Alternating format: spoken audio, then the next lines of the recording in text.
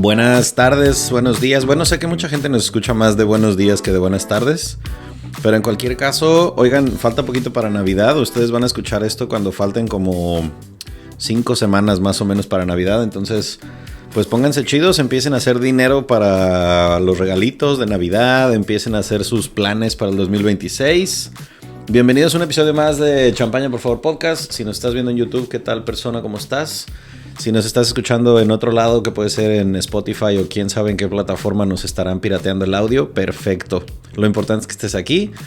Hoy tenemos, creo que es la primera vez que tenemos a alguien all the way from Brooklyn. Yes. Creo. I think it's the first time, which is really exciting because I've had guests from different parts of the world, but I think you're the first one representing New York at all, because I never had a New Yorker in the house. We got Roytblat with us today, but I want to start asking first things first. How long have you been to Mexico?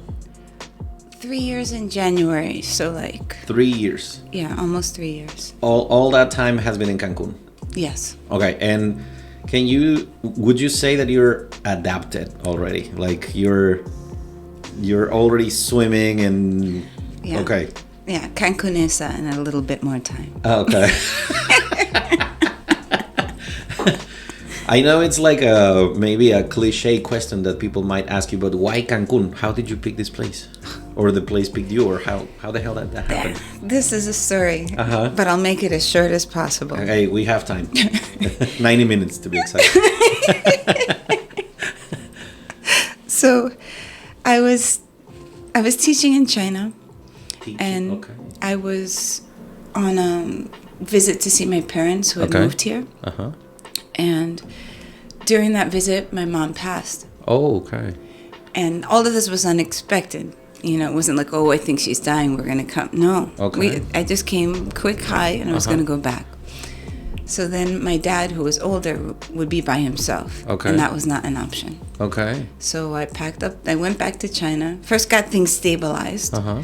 Moved my dad out, found a place. Like, it was all rapid fire. Fuck. And Man, yeah. Wow. I didn't even have like more than a week worth of outfits. It was just to say hi, right?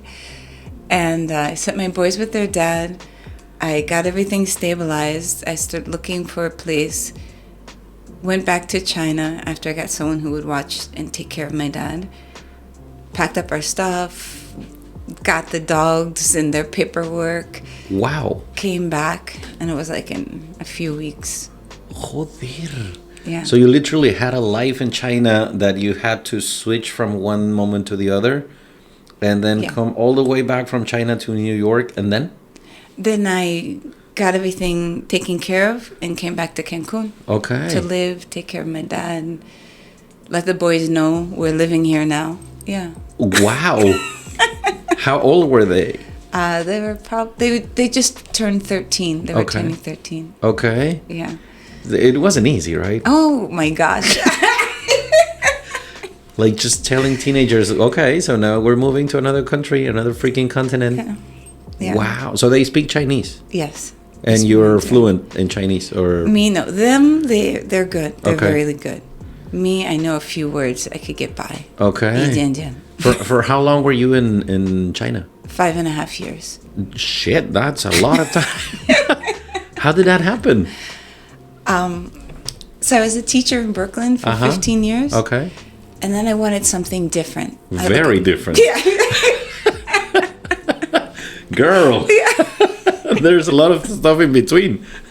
All the way to the freaking side of the world. Because I traveled. I as a teacher, you have your summers, you have a lot of vacations. Okay. And even before that, I had been a flight attendant, because before that I was in publishing. So I always traveled. I love culture. I love people. And, right? And the universe, it speaks. And there was this period where one former student was like, Miss Raven, there's life outside of Brooklyn, you know? And I was like, Katuno, like, you know, she was writing me, like, come on, do something. And I had traveled a decent amount, right? Then I saw a picture of a friend in a wedding in Dubai. And she was, it just it captured me. You know, the different moments that really, and I was like, wow, I like that. Yeah, there's no coincidences. No, none. Sometimes you just have to learn how to read the messages, right? Exactly. That's my whole life. That's my life. And then there was, those two were very profound. Then there was this moment that I was seeing at the time, whatever. There was this moment where I was like, Raven, either, it's actually happened a few times, either this is your life or you need to do what you really want. Wow. And nothing against the guy, nice person, blah, blah, blah. But it was just, I want to live abroad. And I always had wanted to live abroad. So I just was like, okay. That's literally an epiphany. Wow. Yeah. And I was like, okay, where could I live? I mean, I love Europe. I love Europe, right? But I was like, where? I need something different. Okay. And as much as I love Europe, my soul said different. So Middle East wasn't an option for me. That's a longer story for another time. That's going to be episode 2.0. Yes. I'm looking forward to it. Because it sounds like an interesting story. So I'm taking notes here. Ask about the Middle Eastern for second episode. Okay. So I didn't, I was like, no. But I was like, where to go? And I looked at briefly Korea, but at the time there was a little bit of rumblings going on, and it's a different market, and I was like, Korea, what can Korean do for my boys? Like it's limited language use. And then Japan, I had been to Japan years before. And that's also what stuck with me because it's such a different culture. Yes. Things that you just take for granted. That's where I learned what culture was. Because just little things. And they're like, no, like, what are you doing? It doesn't, And I was like, I'm in a New York apartment as it is. I don't need a smaller space. So not Japan. And though Thailand was very tempting. Ooh. The language part again. True. Thai will do nothing for my boys. No. And I was like, how can I go to Asia and not start with China? Yeah. So I said, and with China, no matter what happens, the cost of living is so low. Really? Mexico. When I came to Cancun, I was in a state of shock. And I still am. No, and then you came to one of the top 3 most expensive places in Mexico. Seriously, But I was like, I want something different for them. I want my boys to pick up another language. I want a new experience. And what were you teaching? Mostly, English, math, science, social studies. Okay. Mostly middle school students. Okay. But it really, sometimes just English, depending on the school. Okay. But yeah. That's so interesting. Because I'm putting everything in a blender, right? And when you go like, whatever kind of smoothie that you get with traveling around the world, being a teacher, interested in different cultures and different languages, and no wonder why you're successful in this business. Because you have a lot of stuff to talk about. You've been to places, you've seen. Like, I can only imagine when you have a couple who was originally from China. I mean, the approach is so different, their culture.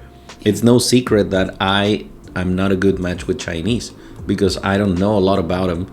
But for some reason, I feel like it's really difficult for me to click with Chinese. I don't really identify why, because I'm good with Asians from other countries, right? And I'm trying to figure out if it has something to do with my previous experience living in Europe. I lived in London for a little while. And I had a very bad experience working with Chinese co-workers in restaurants because they were really, I want to say maybe racist, but not in a way that they were discriminating. They were just very closed. Closed in a sense of not speaking to other co-workers, just among Chinese, and eating together and having Chinese food and going to Little China. And they wouldn't mix, they wouldn't mingle with anybody, right?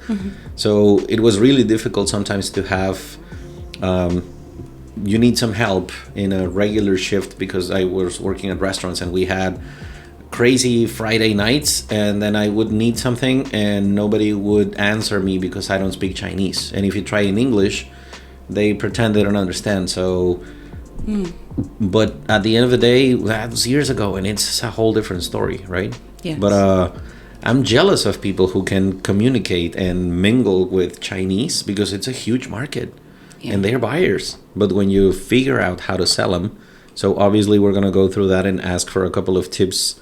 Well, I don't know if I'm so great at it. But well, the culture, and 2 or 3 things that we can use in the tables or something, right? But I don't want to just jump forward because I'm really interested in asking. So you moved to Cancun after these, massive change that happened out of nowhere, and then you end up here. Yes. How did you start with timeshare? Yeah. That's the universe, because I first did nothing because I was taking care of my dad, and I didn't have papers to work, and my dad, that was everything. You were a tourist. Yes, I was a tourist. And then after, I don't know, 9 months, I was like, okay, I've burned out what little savings I had. I got a bunch of credit cards to sustain me because I had good credit. Emphasis on the D. Yes. Had. And so it was like from a movie, I was like, okay, this is the situation. What am I going to do? And I was like in the jungle in war and just figuring out how I'm going to make this work, because I'm not working. I have to take care of my dad. I have 2 boys. I have a life. Well, that was my life, but how do I make this work? And so funny, having lived in a different culture in China for 5.5 years, I was like, okay, I know, I'll do this and I'll do this. Mexican culture is its own animal, another level of culture. Yes. Just because it worked here, it's no. Can't be replicated. No, and I was paid $50-$60 an hour as a tutor in China. Okay, $50. Oh, easily. I get paid sometimes more. Wow. I was paid. Oh my gosh, I cannot tell. And then with a low cost of living, that must have been comfortable. I lived a good life. Yes, you were living large. My boys and I were traveling and this and that, and but it's what my I'm taking notes. Look for available jobs in China. No, really, they pay for your housing. They find your place. You might have a meal or 2 in the day paid for. Handlers take care of everything. So then I came to this wonderful place that I had said when vacationing here years before, I'm going to live here one day. Really, I did. And there was no handler. No one was helping me with paperwork. I finally was like, I need a job, and I'm ready, and daddy's stable, and, and again, the universe, because I just was looking on Google, and I called, this school, Britannico. Oh, I left out a little part of the story. I had received a job before. I received a job at one school that I didn't know that's a great paycheck here. Okay. So a few thousand a month. And I turned it down also because I didn't want to just be a classroom teacher. I had been a coach. I'd done different things. And at that stage of my career, I finished my PhD. I'm like, how are you, how are you going to... this is what I want. I've earned it to be in. And it felt like a downgrade. Yes, a little bit. Okay. And it just didn't feel, it's not where my energy was. Okay. Right? Anyhow, I finally was, told I could get the position. But then I was like, no, but I can't. I wasn't ready to leave daddy yet, and this and that. And then later, I thought, you know what? I guess I have to do that because I need to earn money. Because tutoring didn't work and this didn't work. And they didn't want to hear from me. So then I had to go through the phone book and on Google. Yes. And I ended up working at Colegio Británico. Okay. And I did For how long? For 1 year. Okay. And because of that, and because my son won in this basketball tournament, and one of the people in the tournament, that one of the other parents works where I work. Oh, okay. And I had just said, like the universe, I need a job. I've got to get out of this. Not that there's anything wrong with this school, but I also realized at this stage of my life, you wanted something different. I needed something different. No, and like, just like you say, for a Mexican random teacher, a few thousand pesos a month is regular, because that's how much they make. I was teaching in Anáhuac University when in my first year in timeshare. I was doing both, and it was really exhausting because I was a liner actually in Villa del Palmar, and then as soon as I was done with the table, I would run to the university. I was teaching freshmen, but it was really challenging for me to try to have a decent way of life with how much teachers make, and being a really, really beginner in timeshare, because I was not stable in neither, right? Yes. So I can only imagine how stressful it was for you with all these things going on. But then they told you, okay, so you have the profile, you should come over here, or you asked, or... I said to this person, well, their husband, and I need to do something different, but in like in a mode. He's like, oh, my wife, she you would be great, just And then we talked, and I talked with her, and she was like, yeah, there's this university. And I was like, I never walked out of a teaching job before, but I was ready to. I was really ready to. But then the principal, I was like, you can get someone else for the position. That's also different in Mexico. They're not 20,000 people lining up to take your position. Okay. So you can't walk out, because if you walk out, then those kids don't have anyone. Are unattended. Yeah. Okay. So not that I would walk out, but I was ready. If they said, oh yeah, this teacher's ready to take your job, I would be like, please. So I waited till the end of the year. Then after I finished the school year, I took a month, took everything in the house, everything I could get together. And I was like, I had tried online. I was like, if I could just get a remote job, how great would that be? If I could just get an eighth of my New York salary here, I'd be set. But no. And I was like, oh, that woman that's on Josh's, her son's on the team. And I wrote back and, okay, great. I'll talk to this person. And I just came in one day. And this is 3 years ago? Oh, no. This is just a year ago. A year ago? A year and 2 months ago. Fuck! Wow! Well, yeah, that's true. I mean, you came to Mexico and all these happened, and then, okay, wow. Here in school, yeah. So I'm the kind of newbie, kind of not newbie, kind of, I don't even, I'm so grateful, really, to have the opportunity to do something that my personality and my experiences, it makes sense. And it's not anything that I thought it would be. Sales. To me, sales is I hear you. Dirty. Yeah. It's, intellectual. It's, it's just like, what do you do? Oh, you sell? Yeah. Lazy, slicky people, right? The scum of the earth. I had the same perspective, because my dad used to say that salespeople were all liars, scammers. You can't trust them. They just a lot of stuff. Yeah. So it was really difficult for me to do the change.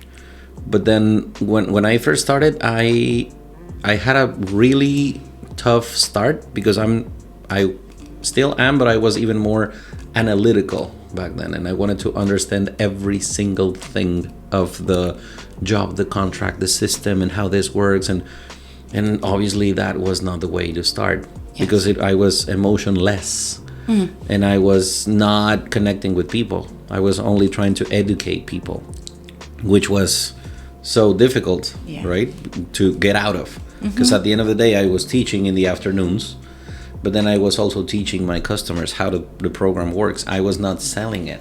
I was teaching the difference between renting and owning, and people were very educated and wanted to think about it. Yes. All the time. It's like, oh, this is what's so informative. Yes. I had the same problem. Uh-huh.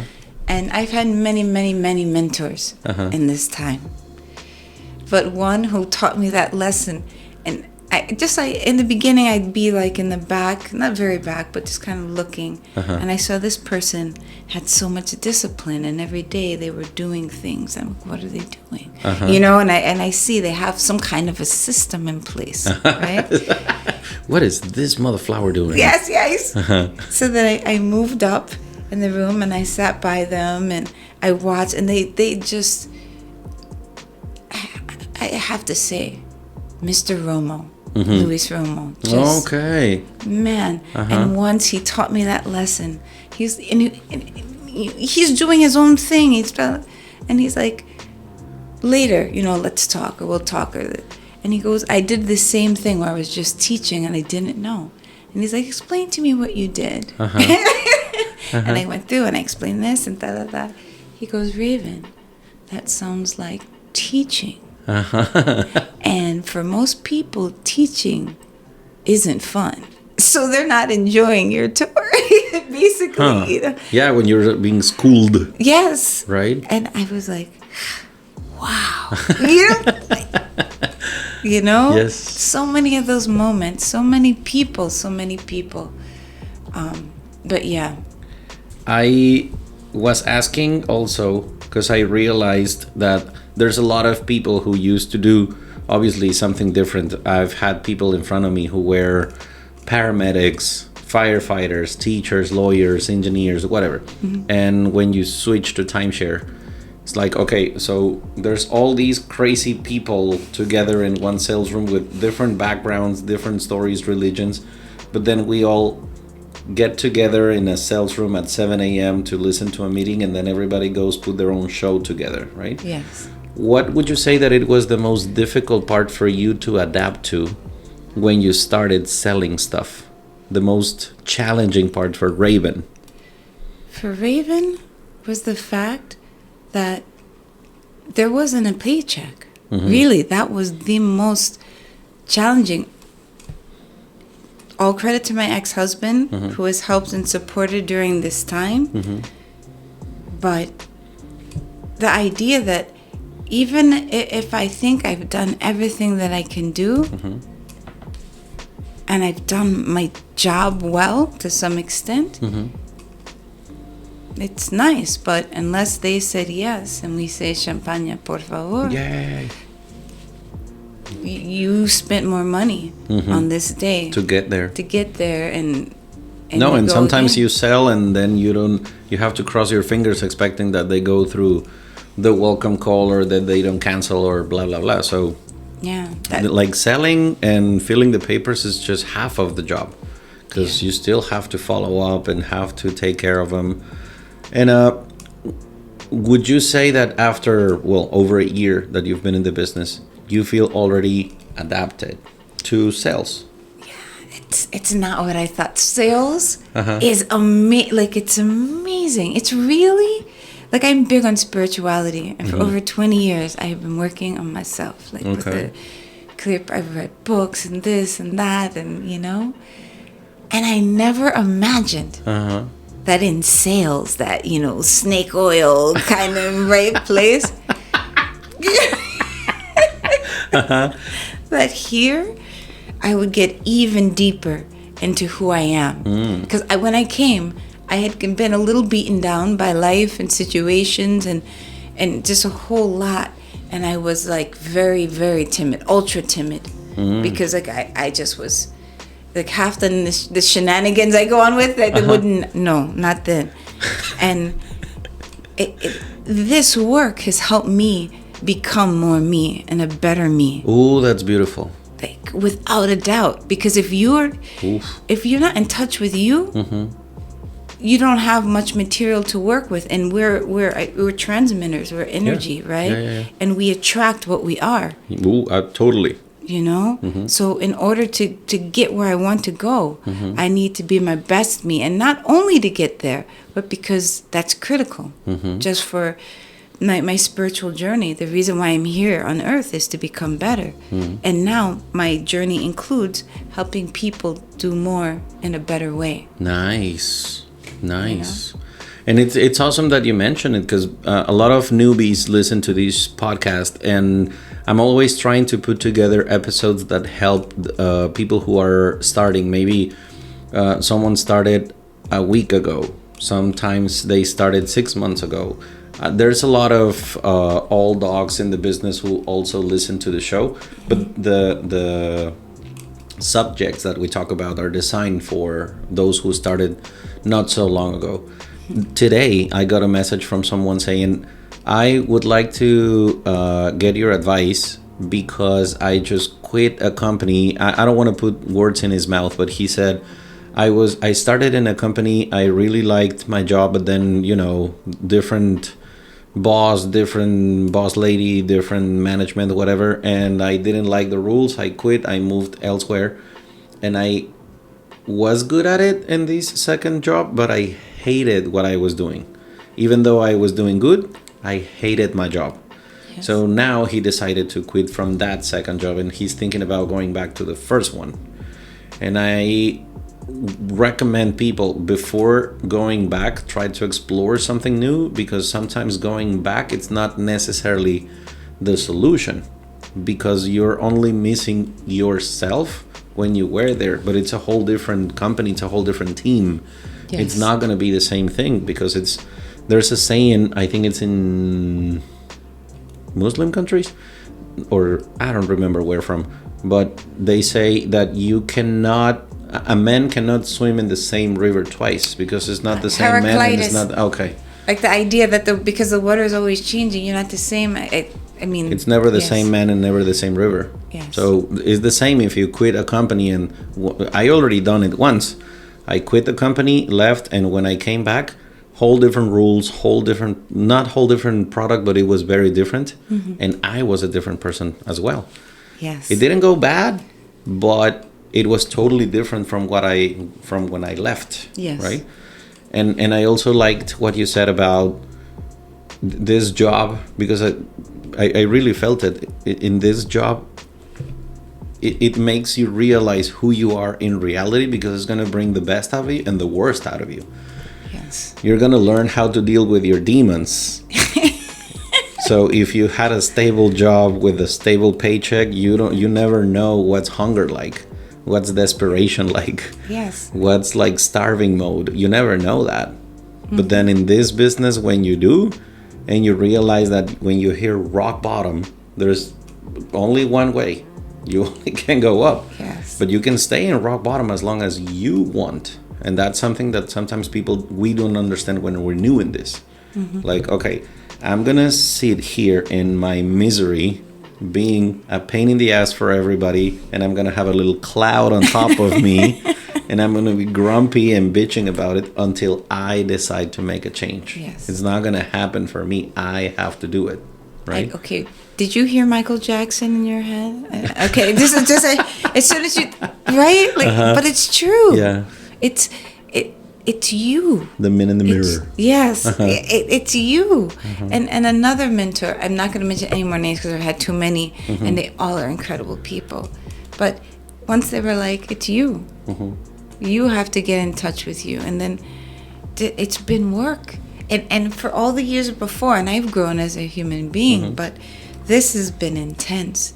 This is, who are you and what do you want? In a different way than anything else, and it's amazing. It's amazing, and I'm like, even the fact, like I joked with you, but it wasn't joking. I am here on this podcast, which months ago, almost a year ago, a young man who was working with us at the time, he's like, "Oh my God, do you know who that is?" I go, "Who?" "There's a guy in your room now with tattoos. That's so," and he was just like, like you are this epic person, and wow. You are. No, people are like, "Oh my gosh," and thinking of his response, and I am here. Like, what? Salud por eso. I don't know who that is, but salud. Thank you for watching. That's so cool. That's so cool. I mean, to be honest, when I first started with these project, it was supposed to be just like 10, 20 episodes because we talked about it with Fernando, who was making the first episodes with me. Mm-hmm. And we're like, let's sit down for a while and record something and try to share with people, right? Yeah. But then I got hooked because I like to have people sitting here and listening to all these stories. And it's really helpful for me because it keeps me updated, right? It's like a muscle. I feel like I'm in the timeshare gym when I'm here. Because I hear these people, like I've had Mustafa sitting here 3 times. And you're talking to somebody who's been in the business for over 40 years. Like I wasn't even alive when he started in timeshare. So he knows a lot about this business, but when you listen to a meeting that he gives for half an hour, it's focused on how do we sell, what happened yesterday, how are we going to change it, right? Like talking about what happened just yesterday. But when you're here in a podcast, for example, he was telling me his story when he first started in Mexico, coming all the way from Algeria to Acapulco. It's like, how the fuck did that happen?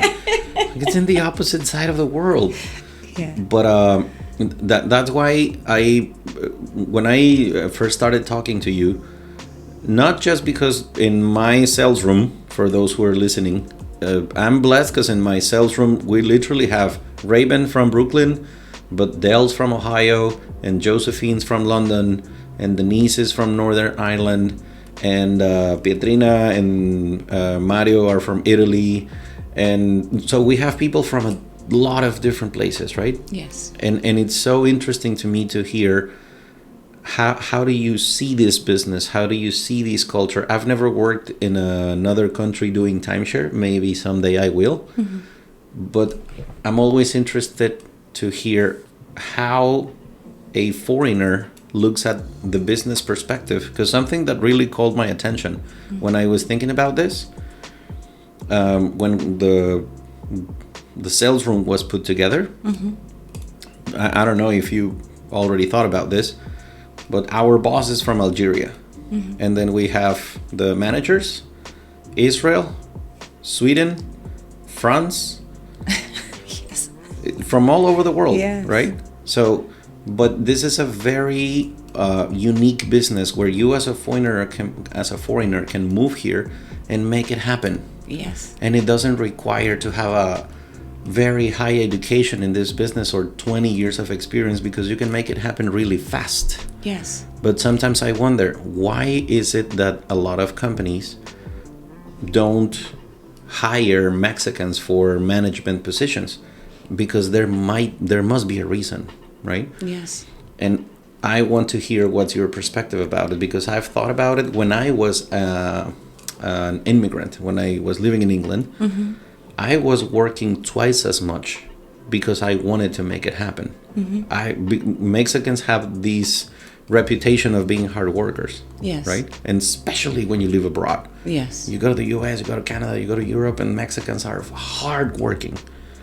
And I'm not saying 100%. That we're not in Mexico, but sometimes not that much. Yes. And foreigners are. But I want to hear your perspective. This was great. I'm going to take that sip of mezcal now. Much needed for the subject. And with a chaser. So this is what happens when you come to Champaña, por favor. No one is supposed to leave sober.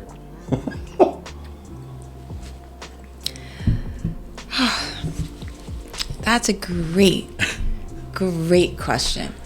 The first thing that jumped into my mind. Okay, I'm just gonna go. One, I think they're looking for the faces of many of the tourists who come, depending on the property. And although there are many Mexican tourists who come, a great majority are from USA, Asia, Canada. USA, Canada, right? Yeah. Some from Europe. For us, not as much, but US, Canada, that's the market. Yeah. So as many people that reflect what they see, then they feel at home in Mexico. Okay. So they know that the interaction, from what I understand, this is all Raven theory, you know, like this is not, but Mexican people are very sweet and very kind, and people are excited to be with a real Mexican person on tour in Mexico. So that helps open the person up, in my opinion. Like that's a natural asset right there. Yes? But then, because of, in my opinion, many things that different governments might say about a Mexican company, that you want to reassure the foreign people who are investing in a Mexican owned and operated group that people just like you are bosses here. So it's not too Mexican. Okay. So it's Mexican, but you're not too far away. Yes. You're going to be taken care of. Okay. That makes sense. It makes a lot of sense. I mean... Because I remember when I was at Marriott, I think, I remember somebody saying, how come I see, because, well, you had that manager and second manager and sometimes the exit closer, and these couple I spoke with, in that particular case, the hostess was from, I want to say, Canada. And then they spoke to a sales rep who was from Australia. And then I was the closer. And then there was exit closer who was from Ireland. So I remember the lady saying, okay, so how many nationalities you guys have here? Like, I feel like I'm in the United Nations because there's people from all over, right? But the part that really called my attention, it's how different they started to behave when they realized that they were foreigners speaking with them and not pure Mexicans. Like when you are invited at the airport, you're invited in the street. It's hardcore Mexican pocho sometimes that looks like they just got out of prison. And it's like, okay, so my theory is that if we had OPCs as well from Canada and the US in the streets, it might be different. But to flip back, I agree 100%. But then this goes to the fact what you said, that Mexicans do work hard. Harder than anybody. I'm sorry. Like Mexicans and Chinese, really the cultures are very similar when you think of just they express them differently. Okay. You know? Like very family oriented, very humble, very, right? Okay. But think about it. The work that an OPC does and the openness, just because I've been approached by two different occasions. Once in Chedwari and the other when I was at the mall, you know? And at the mall especially, it was the nicest guy. I was with my son. We had come back from the canopy rooftop. We had the day, came down, was shopping, came out. And the guy's like, hey, how are you? He was the nicest person. Like, we had to turn around and stop. It was amazing. So, like, you know, like when we learned in the meeting that, my son was like, and we're and I smiled because I see the shirt. And I know he's one of ours, but it was one of ours. Yes. Yes, awesome. Twice by ours I've been stopped. Okay. But so how long after he said hi you had to say, dude, I work in the sales room? Yes, yeah. I had to. I just I did because I don't want to play with him. But we were talking and blah, blah, blah, what's your name? But the work they do. Yes. I don't know if all foreigners have that openness that make you feel that comfortable. Okay. And that loved. Like, seriously, this guy was amazing. Because we're just, he's like, hey, how are you? And we're in Mexico. Nice Mexican guy saying hi to me and my son. How are you? Okay. You know, if a foreigner needs something, generally, they need something, it's for a reason, da-da-da. It's a different mentality. It's not, hey, friend. And if a foreigner comes to you, hey friend, you're like, okay, what kind of drugs are you on?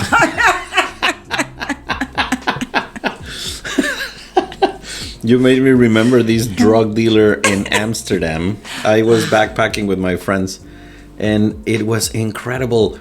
We were walking down the canal, right? And I think we were on the way to the Heineken experience. Yeah. And we're walking, and then there's a guy. He was either from Senegal or Cameroon, one of the two. I remember he was wearing that shirt, and he started speaking in English, and we ignored the guy, and then he switched to French. Didn't work. Then he switched to Portuguese. Wow. And I'm like, wow. And then he goes, oh no, Spanish, amigo, tequila, chicharito, cucaracha. Yeah, like cucaracha. I'm like, this motherfucker knows everything from every country. And obviously you start laughing, and he goes, oh, okay, Mexicans or Latin, right? Yeah. And he started rambling these words in Spanish, and we were having a blast just listening to the guy. And 30 seconds later, it's like, okay, you want some cocaine? Like, okay, that was fast. Yeah. But that it's still in my mind, because sometimes I feel like we sound the same when we're trying to connect to people with no authenticity. Yes. We're just trying to find common ground desperately because the person is not talking to you, or they are being an asshole. And I see these representatives all the time walking around the property trying to, like, little, right? And how you feel? And how's your flight? Like, desperately trying to get somebody's attention when they are clearly being assholes to you, right? Yes. So how do you handle that kind of situations? Because I'm guessing, being from Brooklyn, you can deal with assholes. You have some experience. Yes. But how do you translate that to business? He's the best. No, phenomenal question. Really, you know? A few things. I think of two other people. One who would be like, oh, you don't say my name? This one guy told me, you sound like, because he saw me being like that. Okay. And he would always watch out. There's so many good people who help me out, but I have to give him his credit. Yeah. Is that okay to do here? Okay. By all means. Okay, Julio. Okay. Julio. He'd always watch out for me. And he's like, sis, you know, when you go shop, what's your favorite store to go to? I go, I love Liverpool. I say, okay, you go to Liverpool. Do you like when a woman's like, oh, da. Hi, man. Yeah. Would you like to try the new perfume? Yeah. I'm like, no. He's like, well, you're her. Oh. Ouch. Julio's taught me many a lesson, but that was one of them. He's like, no. I go, but they wouldn't talk. They wanted this. So I was trying to connect. He goes, say nothing.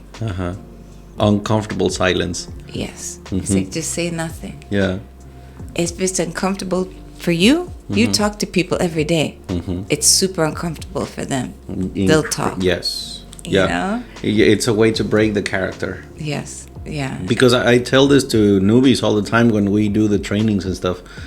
Silence speaks louder than words, especially when somebody is being mean to you or ignoring you, or with this lady who's giving you the attitude and not taking the sunglasses and pretend that you don't exist.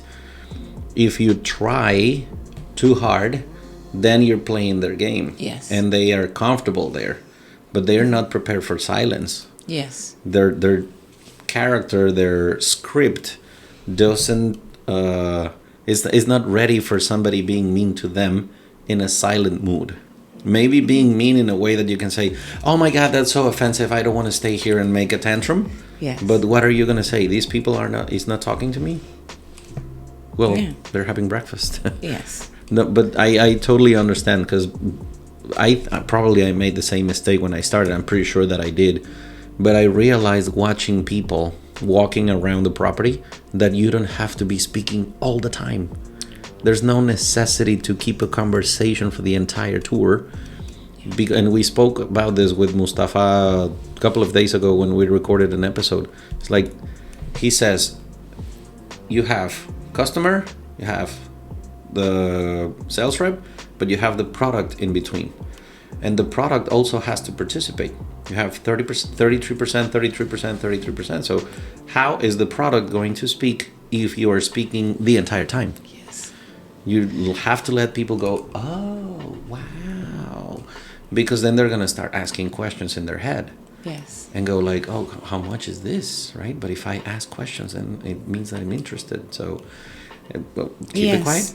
Keep it quiet. They're going to ask anyways. Yes. Right? And also, sometimes when people are being... It's 2 other lessons. This is from when I first began. And I really, it's like, what to do? Because, you know, the school mind, you don't want to do this and do something wrong and get in trouble. You know, even as a teacher, you know, like, these are the protocol, these are the rules, this is what you should do. Okay. Don't do it, you know. And I remember some tours that were, this one woman, horrible, mean people, screaming like nonsense. I had a guy popping pills and acting crazy. Oh, wow. Like, yeah. And like crazies, you know, or just unhappy people. And from that period, I learned, one, because one person, they weren't a mentor, but they told me, no one cares how much you know till they know how much you care. Amen. And I was like, whoa. And that's what I mean, like that. I learned that in sales, you know? In that creepy cave. You know? Like that's, and then also... Full of vampires and witches. My precious. Yes. That's what I thought it was. And then I even heard like a very well-established person and member say something like that. Like, you gotta love him. You gotta love him. And this guy, you know. I always give credit about something I heard from someone when I was working at the Westin. His name is Jess Mercado. I was at a meeting, and at that time, I think he had like 10 or 11 deals back to back. It was crazy, right? Like selling every day. But you see him working, and it looks like he's been in the business for 150 years, because he's always chilled and with a very welcoming tone of voice, and keeping a very interesting conversation with people, right? And I remember the sales director asked him, so please share with us, what have you been doing? How come you're getting deals literally every day over a week ago? And I remember him saying, well, the thing is, I realized, or I don't know, went back to the conclusion that I'm just a bridge between God and my customer. And if these people are going to improve or going to enjoy their life or going places where they always wanted to be, and that's what God wants for them, I'm just going to be the channel for them to get there, right? Yes. I'm just not going to get in between. I'm not going to fight it. If these people really have dreams, desires, dream vacations, places that they want to see before they kick the bucket, okay, maybe they already manifested that they want to do that. I'm just going to be the connection. Yeah, they can do it. I'm like, wow, that's such a cool way to see it, right? Like, I have nothing to do here. I'm just the guy holding the door for you. So exactly. Please come on in, enjoy, right? And that gives a very different perspective about your job. Like, listen, what's not to like? This place is beautiful. The concept is amazing. You can go to a lot of great places, but you're not buying it from me. It's not my company. I'm not an investor. My last name is not in the front door. Yes. I'm just going to be the channel. And I'm handsomely paid if you do it. But I also want to ask you, as you know, as a foreigner, as a New Yorker, what's your perspective? What's a common mistake that you see that we, being not New Yorkers, make when you have a New Yorker tour?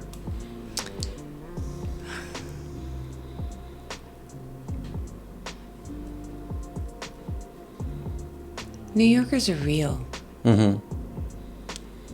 They love connection. Okay. They love to be seen and to talk. Okay. I don't know if I've seen so many mistakes because I don't get to, you know, but I think, but that's true of everyone. We really all want connection. And we want it straight. whatever you're going to do, it better make sense. Because especially, like anywhere, but especially in New York, you're like, okay, how are you going to hustle me? You know? Yeah. Like what's this? And you already have an answer in your mind. Okay. So the more pure you are, the more... And this is also why I'm asking, because I want to know if you agree with this. I heard somewhere, I don't even know where, that the biggest difference between two big cities in the US, like New Yorkers come across as rude, but they are actually very nice once you meet them. Yes. And people from LA, it's exactly the opposite. Yes. They seem to be really nice, but they're actually really mean, right? Yes. So how would you say that it's a good, easy way to connect with a New Yorker if we follow that lead? Like double click on it. New Yorkers are real, and we would love to connect with somebody from another place and when we're on vacation and whatever, but stereotype. Always in a hurry, right? Yeah. Come across as aggressive sometimes because it's like, come on, hurry up, and blah, blah, blah. How do you connect with that being Mexican, Dominican, Cuban? I think it's my answer for most. Be who you are. Okay. But and that's the beauty of sales. Be you and as a deeper way as possible. Because if you're being fake in any way, especially in New York, or if you're trying to put on a show that I'm cool or I'm down or I know this or that, it's a turn off. Okay. Be who you are. You're bullshit detectors. Yes. Okay. Interesting. Because I've wondered, how is a regular Thursday living in Brooklyn or Queens or Manhattan? Because I never lived in a city like that. I mean, I lived in London, which is really busy, but I don't know. I was an immigrant. I was not planning to stay forever, so I always knew that I was leaving 1 year later, 2 years later, but I knew I was leaving. Yes. So I was like a little, I don't know, ant collecting stuff and saving it for later. Yes. I didn't have an actual real life in London because I was always saving money and saving vacation time to leave because I knew I was leaving at some point, right? Okay, that was the plan. But I cannot imagine how. Let me rephrase my question, Your Honor. Would you say that a regular day-to-day life for an average New Yorker, it's lonely?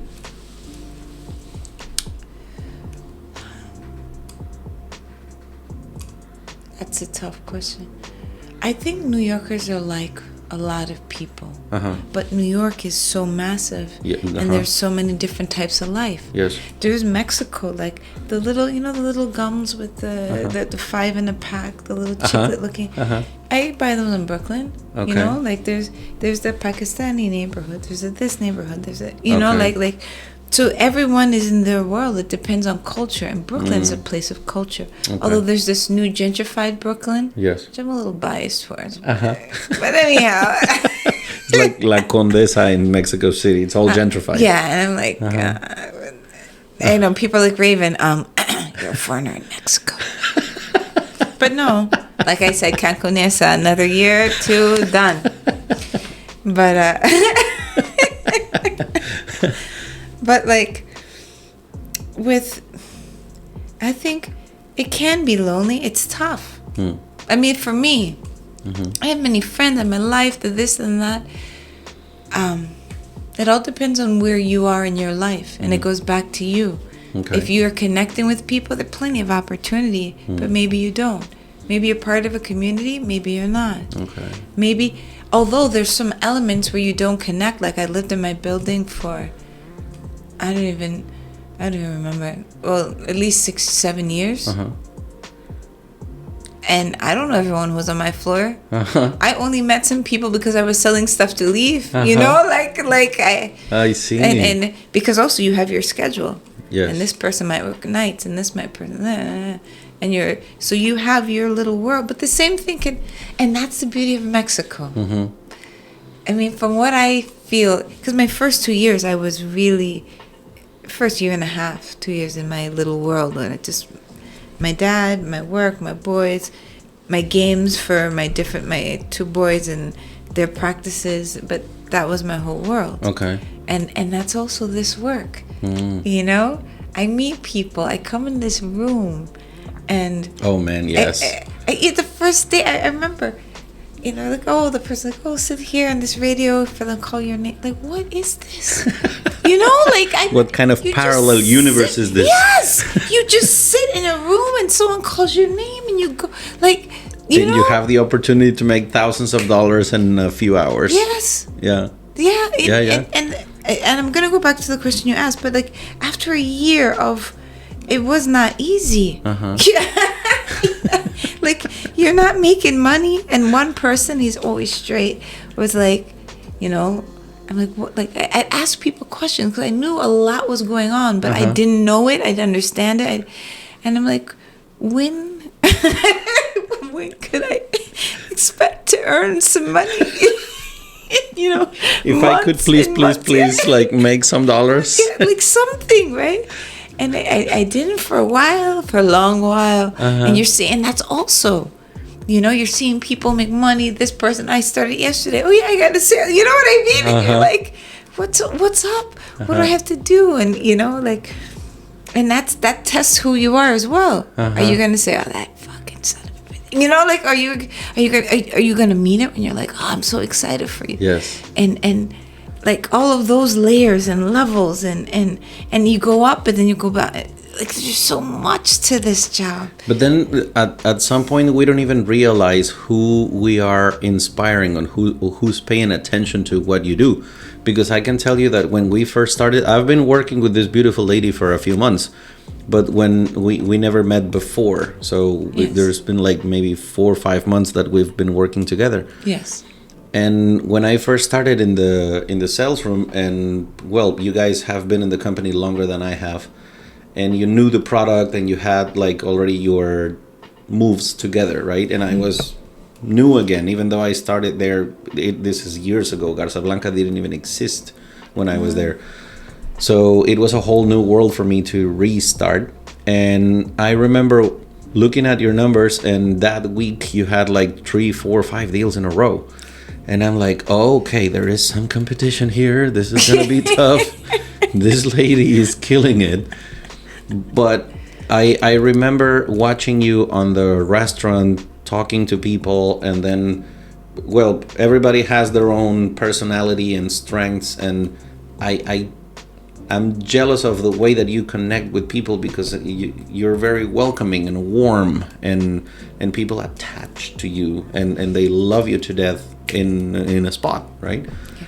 I work in a very different way, because it's hard for me to be sweet and tender with people, because I try to be. You can. I can. No, I'm just kidding. But usually I have like layers, yes. right? And I always start my presentation also with my shield up, because if you're ready to fight, I can fight. But I don't start with, you know, rolling the red carpet for you and please come here and enjoy. I don't do that. Yes. I start like a boxing match. The bell rings and I go, okay, let's see what this motherfucker has, right? And I start studying. Wow. Because I don't start a tour being nice and friendly all the time.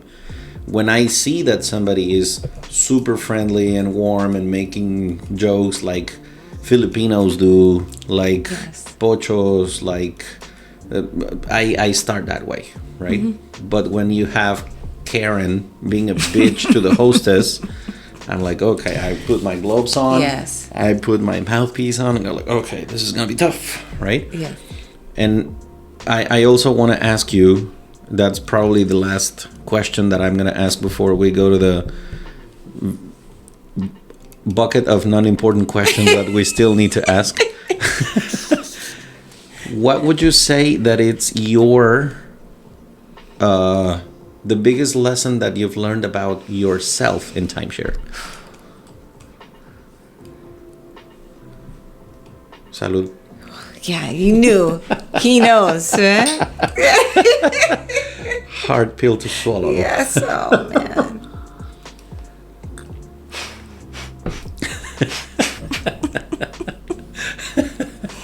This is why I like doing these, you know. Wow. I've learned so much, man. Because you're gonna see these episodes in 1 or 2 years, and this Raven is gonna be speaking to future Raven. Yes. Wow. Well, toughest things I've learned about myself. Mm-hmm. There've been a few. I might rattle off a few. It may not be just one. I've learned that I didn't believe in myself as much as I thought I had, and how much I had grown over time. Mm-hmm. I've learned that I have so much more growing to do. Okay. I've learned that I've been fortunate, and I may have helped others many times in life, but I didn't appreciate what their struggle was. Okay. I didn't understand. Because I understood that if you do what you're supposed to do and you do this, then everything will be fine. Uh-huh. That was my world. Okay. Until, well, I'm doing this, and yet I'm still here. Okay. And what else have I learned about myself? I've learned also that I have more talent. Mm-hmm. Talking about belief in self, I have more talent than I understood. Hmm. You know? Like, Raven is a teacher who does this and that. Raven can be anything she wants to be. You know? Yes. Like really, Uh-huh. you know? I've learned that, and I get that. Uh-huh. And I may have said this to my boys. I may have said this to my students for many years. Mm-hmm. But I don't know if I ever said that to myself and believed it. Ooh, I need a drink. Shit, that's deep. Damn. Wow. Okay, cheers to that. What an epiphany number 2. That's awesome. Because we're constantly, and I hear this around the sales room and around the representatives room, pit, whatever you want to call it, people giving advice to somebody else but never giving an advice to yourself, paddling people in the back saying, hey, you can do this, you got this. But sometimes people are really mean to themselves. Yes. They don't give themselves enough credit. Yeah. And That's so cool. when it comes to my grit, you know, Duckworth, and like I could rattle off all kinds of theory and this and that, you know, like I've studied so much of this. But this is where I'm getting grit. And you mentioned boxing. I don't know. You probably know I was a boxer, right? I overheard that you were boxing at some point. And in that world, like I knew who I was. And I remember walking into this, I didn't know who I was in this world. But this world is teaching me who I am in life. Okay. You know? And the grit and to take full ownership and to so much. One, the people around you, I know matter, and of course, but really, they matter. And what is my life about? Because with the death of both of my parents in a period of like 1.5 years, I think about life and death a lot. I mean, I always did, but a lot, you know? Yeah. And I have, and now I hear Eminem, but I have one chance. One opportunity. My palms are sweaty, you know? Like, this is it. Raven, like, what do you want? And I thought I know what I want, but maybe it's what do you want? And things that I thought were bad, like I thought really most of my life was bad to want money. You know? Like I lived this life, I even was teaching my boys, and I was like, I was wrong. And even that, like, I've been learning so much. Like, from the Raven I was not so long ago to now, I want money. And that's not bad, because now I'm programming myself to understand that's my opportunity to change the world and change my life and change myself. But I want money. And anyone, if you see this and you're like, what the hell happened to Raven while she's in Cancun. It's the timeshare effect. Yes. Yeah. But I want this, and I want to be my best in a way that I never considered or tried or worked. Like I work, like, and I've worked a lot in school. I've worked a lot in here, but here, it's almost like the boxing ring. Like if you cut corners, it's gonna show, and you're gonna get hurt. Yes. Like I want to be the best. Yes. And I learned uncomfortable truth about Raven. I haven't worked to be the best in everything. Okay. Like I am now. Okay. It might look good on paper. Uh-huh. I may have accomplished some things. But besides boxing, what I'm doing now, and I have so much harder to work. I haven't watched a few of your podcasts. Uh-huh. They mention things and like I am the most, like you're way more organized than me. Okay. Way more. Did you see my car? Okay. Yeah, Uh-huh. But I wanted to be organized. But what does that really mean? My whole life, I haven't been. But now, I want to be. Like, we had that training, the one in, I think it was September 11th, Thursday, September 11th. We had at work. And it was transformational. Like, and I've read all the greats, and I listen to them, and I keep working. But for the first time in over 20 years, I'm like, no, I'm not waiting any longer. Nice. I'm not messing around I understand. They say the struggle is real. Yeah, the struggle is real. But no, it's not a struggle.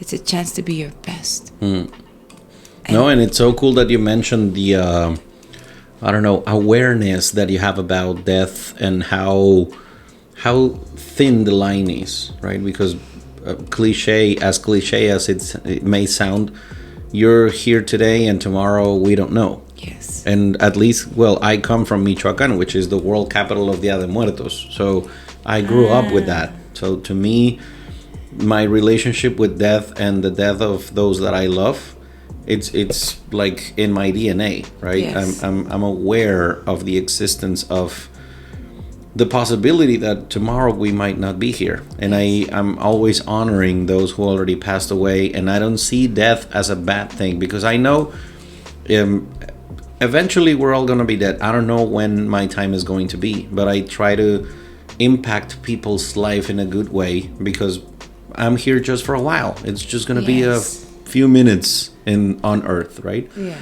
But if you look over there, I have pictures of fellow timeshare sales reps that used to work with me, and they're no longer around.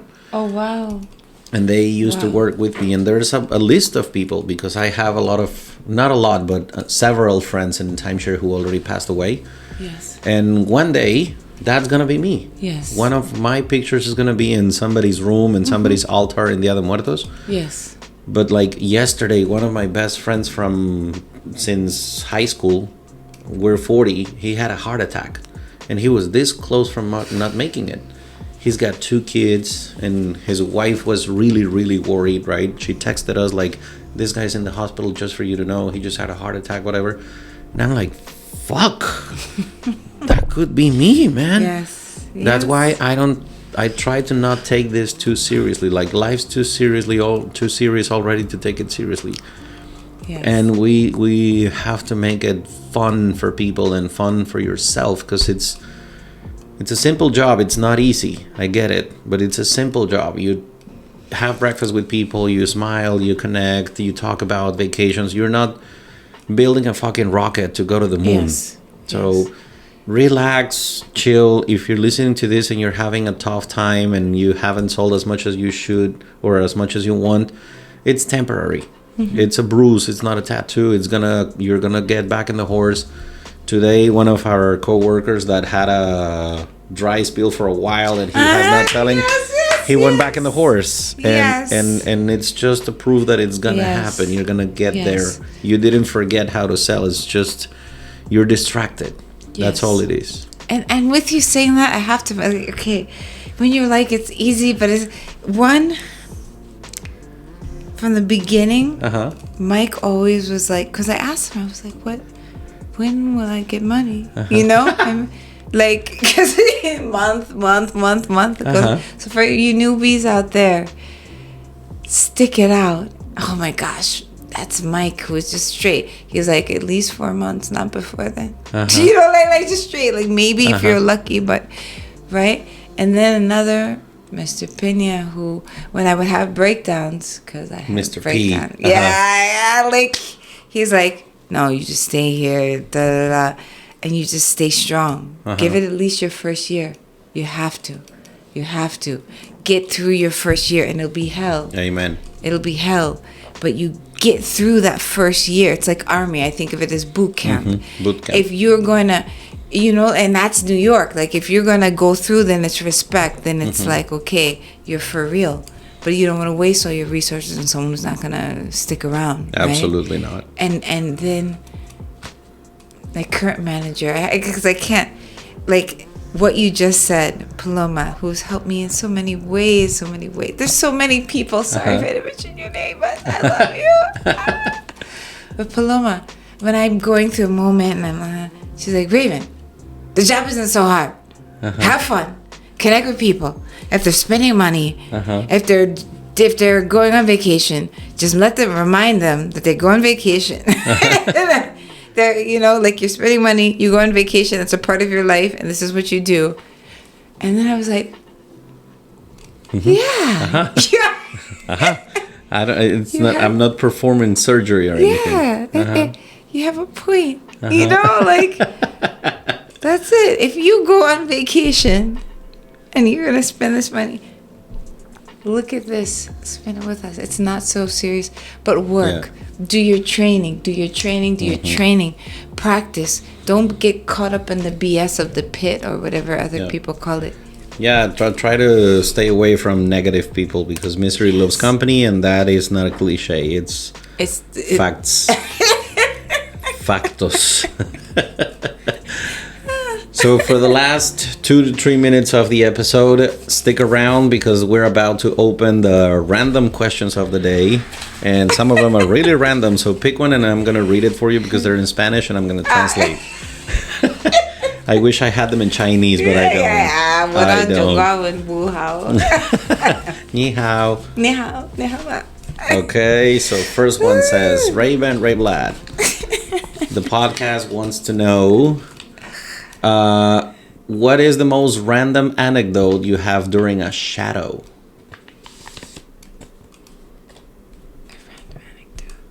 When I was a shadow? I didn't say anything. You were shadowing, or somebody was shadowing you? Like, what is the most random thing you've seen in a shadow? I don't think my shadows were so epic. No yet? You know, like... well, actually, this one shadow. I actually remember this one shadow. But it wasn't so random. He just... He thought he was running the presentation.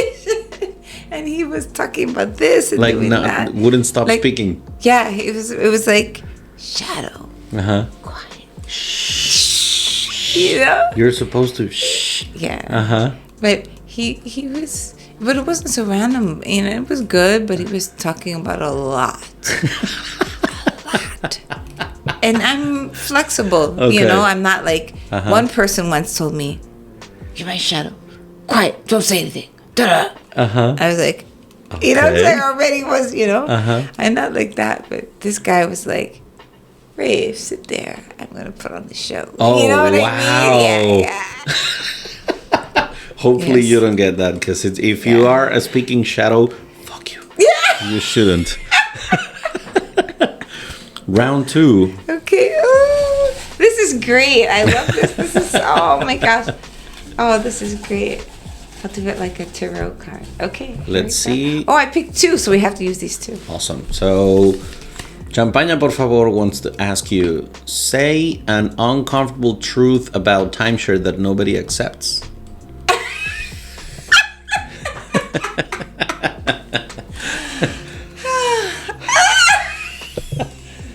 Let me pick one. Hold on. Bottoms See, up. he already had the glass up. He knows. 11 years. 11 years. Uncomfortable truth about timeshare that nobody accepts. Yeah, you should be drinking watching this too.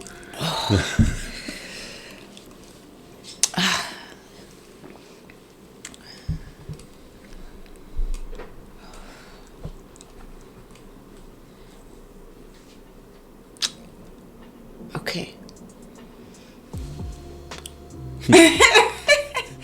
I don't know if no one accepts it, but I'm just going to say it. Mm-hmm. This is great. Okay. Although you might see things are not being run in a way that you would like, or you may see inequity, the uncomfortable truth is you'd better rise up, elevate, take yourself to a higher level so that you can attract the situation that you're looking for. Nice. Yes. Because there's a lot of bitching about decisions that the higher scale makes. And then I can say from my perspective, because I've been in that management position, and it feels like, oh, you just show up, give a meeting, and then you just tell people what to do and make money. No. Like, it's not even close to that. Once, if you're a liner, you're a front to middle, front to back, even a closer, and you're done with work, you might be bitching about whatever happened to you on your way back home. And at that point, your manager starts working. That's when the real job begins, when you have to make a report and sending it to their boss, and they're going to be yelled at and pointed at, and you never know how that pressure works, because once you're there, you realize decision making is not as easy as it looks when you're running a room. Yes. Because you cannot extract yourself from having friends around, right? Yes. But then business is business, and the cashier has no friends. So yeah, okay, the last one. So geez, I'm out of mezcal, so this is interesting. This is gonna be your perspective. Is it difficult for a couple of people in timeshare to have a relationship? Is it difficult to have two timeshare salespeople to make it work as a couple? Okay. Wow. The universe doing what it does. You picked them, and actually, these motherfuckers jumped off the boat. Yes, it hung on to the other. Okay. Jumped off the boat. That's why I don't touch them. The gas does. Oh, this is great. You know, like, I love it. Okay, I'm ready.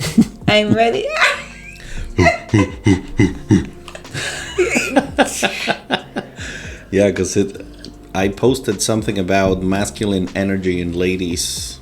Like, when you're in sales, you have to grow and you have to work on your masculine energy, because that's the one that sells. Yes. Your feminine energy, it's tender, loving, people feel comfortable around you, but that doesn't sell. Yes. It's the masculine energy that does. Yeah, right? And that's true, because although I connect with people and they love me, I have friends. Like I was just walking in the hallway the other day, and someone was walking out with their tour, and the woman's like, they're talking to me, and we're and then the salesperson was like, do you guys know each other? Like, but your energy, it creates different things, right? Yeah. But back to the question. What would you say? I think anything is, like, it depends on where you are. Okay. Like, truly. And I've been doing, I'm telling you, it's been such a journey, I've been just recently doing research, informal. Just because, like, if you want a man who's masculine, you have to be more feminine. Yes. And if that's not who you are, well, you're gonna get a feminine man, right? Somebody who needs to be fixed and fix helped. It takes help, and it's that's episode 3. And we're gonna need a lot of those. Yeah, just the whole bottle. The very middle bit. Again. But I think it can work, and this even connects to even the table I had the other day. I've learned so much about relationships at my different tables. Of course. And what is it I want in my life? And do I want a guy who can help and be this and that, but who's just like wanting to domineer? And okay, so can a relationship work? Of course it can. Are the two people really mature enough and ready enough for the relationship to work? Then it can. Is someone working on their ego and they haven't gotten to us? Is someone working on power plays? Is someone working on and it's back to our, like, in a certain workplace, someone's like the idea that if I'm being like tough and masculine energy because this is my job at this moment, do you understand it's your job at this moment, or do you think you have to become your job? Oh, boom. Drop the mic. Drop that shit. But yeah, because really, if you become your job, then this is awesome for ladies to listen to it out there. Because I remember a couple of my friends talking about it, but they both are really successful in the business. But at the same time, I consider them closers, right? Yes. And as boss ladies, and you are tougher, and you have to elbow your way around to make it in this business. Well, you become tougher and more masculine, and you're a provider and successful. I get it. But if you want a guy who's even more masculine than you, there's only a few. There's not a lot that are going to overcome your masculinity, because eventually you're going to go back to your femininity or whatever the word is like, because you cannot have a boat with two captains. You can't. Amen. In a relationship, you're going to have feminine and masculine. And if you are too masculine because you are a closer, a manager, a sales director, and you're a lady, well, you're going to end up with a feminine guy. Yes. And the question is, for me, do you want a relationship? Do you want to relate with someone? Yes. I have 2 boys. I love my boys. I love them. I have my work where I'm growing. I have me. I'm working on me. For me, like in my life, I don't need to be a boss. I don't need to be in my life outside of work. I already have. I have 3 dogs, 3 cats, 2 boys. You're surrounded. I'm done. I want to put this on. What I want is to be able to just be and share intellect, ideas, life, travel with someone. And you can be in the same room and do that if you've worked on you. Yes, absolutely. If you work on you, anything is possible. You could be a girl from Brooklyn who was a teacher for 22 years, who randomly ended up in the place that she actually said she wanted to end up in. And you can have what you want. Even inside today, before I took my tour today, I wrote one of my mentors, and I was like, because I'm like, I can do this, I can sell more, I want to be rich, I want to be, and even to say that publicly, like with who I have been in the past, to even say that, it's like, in the past, it was like, oh, I want to be rich, I want to be bad, but I've been working for years on this. And it's like, this is the culmination of it. And they sent me their numbers. I was like, what is that in USD? Are you serious? I was like, what? And they're like, I sent this to you so you know it's possible. Oh, That's nice. what my mentor said, right? Nice. So with the money, with the relationships, but are you real? Because I see some things. You see lots of things. I'm out of my skull now. Fuck. I know. I was like, damn. Jesus. But I see things.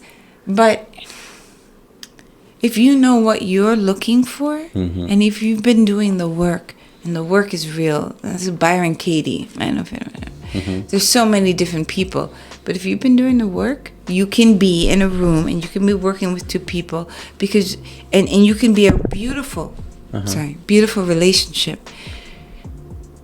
But you have to be where you need to be. Completely. I agree. So that's a wrap. Raven Roytblat with this guy. Are you kidding me? This is fucking awesome. Yeah, like this is really, I have loved it. I cannot believe. Wait till I show this to my boys. I'm putting this in the chat. Oh, there's going to be episode 2 and 3 because we're going to have to talk about China and boxing, and there's going to be a lot to talk about for the future. But well, for now, thank you so much. Thank you. There's nothing left but rolling the red carpet for you. Thank you for coming. And you guys, muchas gracias por seguir escuchando Champaña, por favor. Nos vemos en el que sigue. Y get ready for round 2, 3, and many to come. See you guys. Thank you for listening. Stay tuned.